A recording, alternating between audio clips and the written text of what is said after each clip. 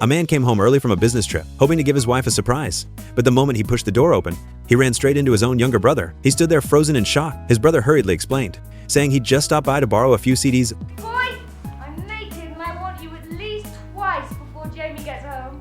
That betrayal brought the marriage to an end. Heartbroken and disillusioned, Anton decided to leave the sad city behind. He rented a place in the countryside and focused entirely on his writing. A kind elderly neighbor introduced him to a Spanish housekeeper. At their first meeting, they couldn't understand each other's language. The atmosphere was a little awkward, but as the days went by, a quiet understanding grew between them. Often just a gesture or a look was enough for them to know what the other meant. One day, Anton was riding by the lake. Lisa came over to pour him some coffee, but just then, a strong wind suddenly blew, sweeping all his manuscripts into the lake. In the panic, without even thinking, Lisa turned and rushed toward the water. Anton yelled, trying to stop her, but she had already jumped in. And now she'll think I'm a total spaz if I don't go in too.